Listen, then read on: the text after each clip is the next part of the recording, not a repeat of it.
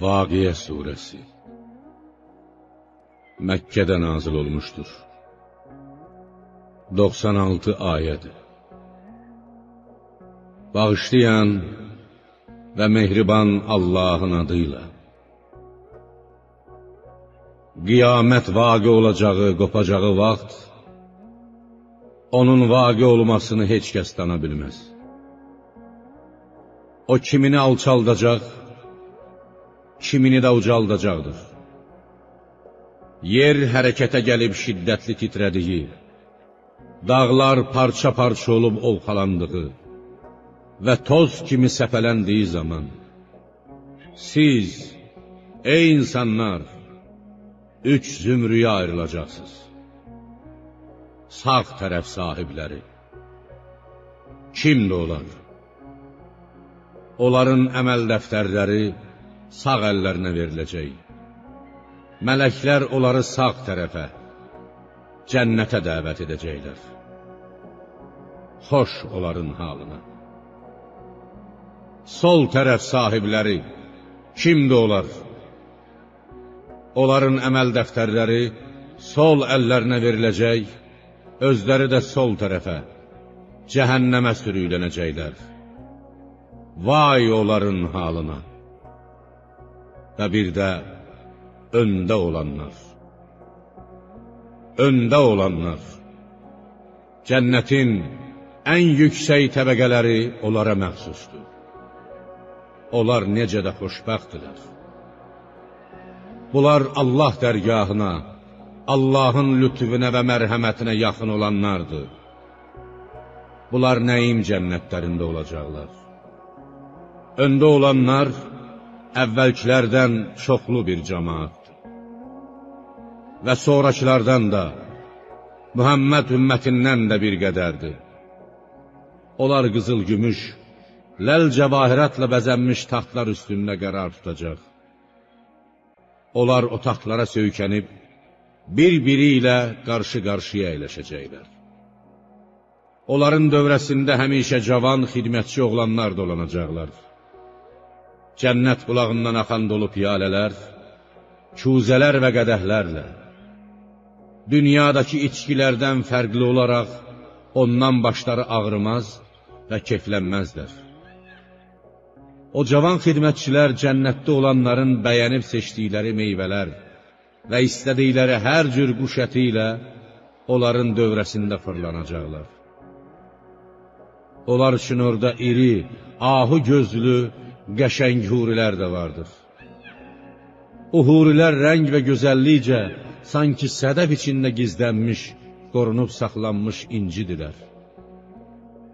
Onlar bu nemətlərə dünyada etdikləri yaxşı əməllər müqabilində nail olacaqlar. Onlar orada cənnətdə nə boş söz, nə də günaha bais olan bir şey eşidəcəklər. Eşitdikləri söz ancaq salam olacaqdır. Sağ tərəf sahibləri, əməl dəftərləri sağ əllərində olanlar. Kimdir onlar? Onlar tikansız sidr ağacları, salxım-salxım sallanmış möz ağacları altında, çəkilməyən daimi kölgəliklərdə, axar su kənarında, bol meyvələr, tükənməz və qadağan edilməyən meyvələr içində və bir-birinin üstünə yığılmış hündür döşəklər üstündə, yaxud yüksək əxlaq və qeyri-adi gözəllik sahibi olan qadınlar yanında olacaqlar.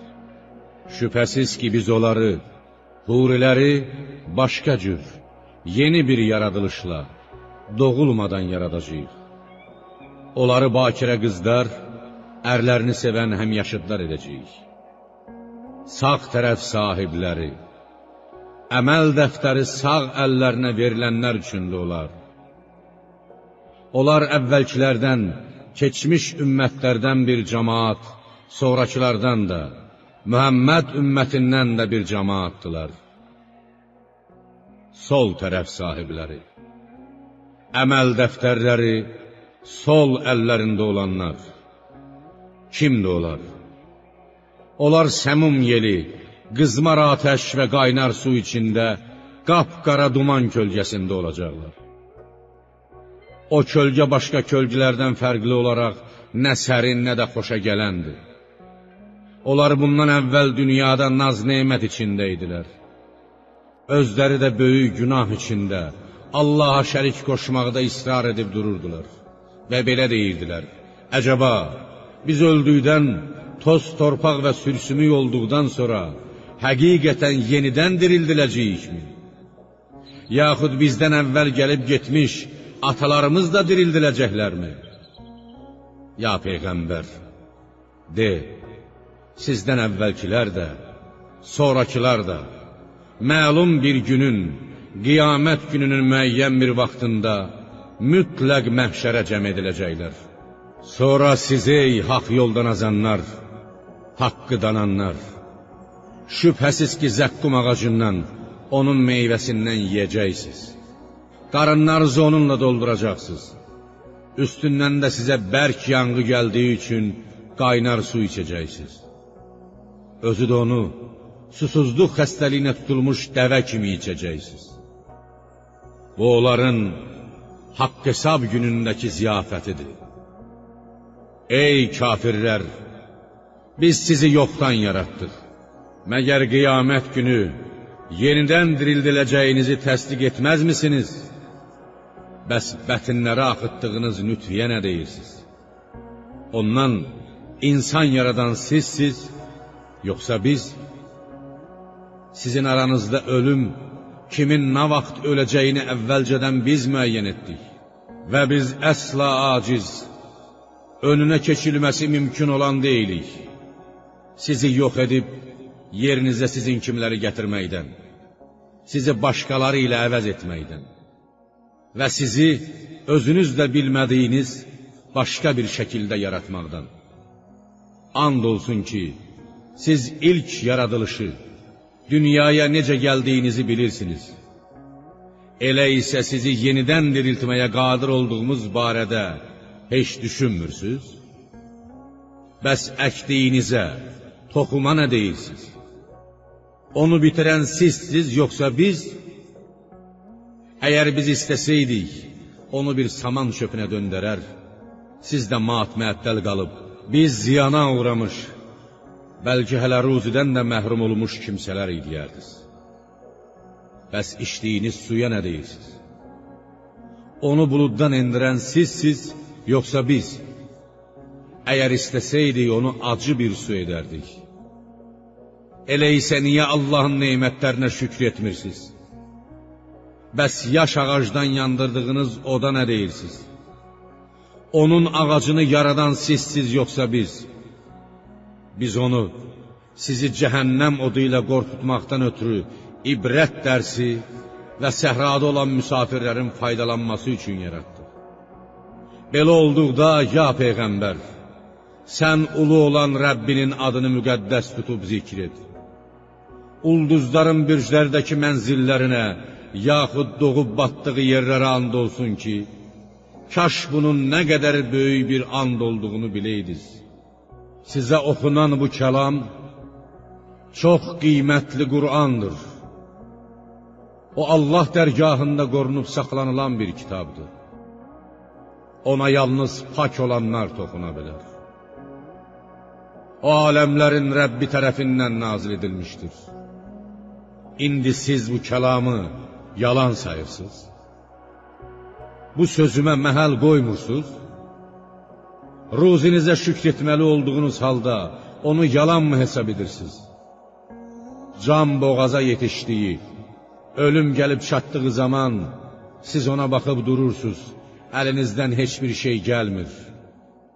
Biz ona sizdən daha yaxınıq, amma siz bunu görmürsünüz.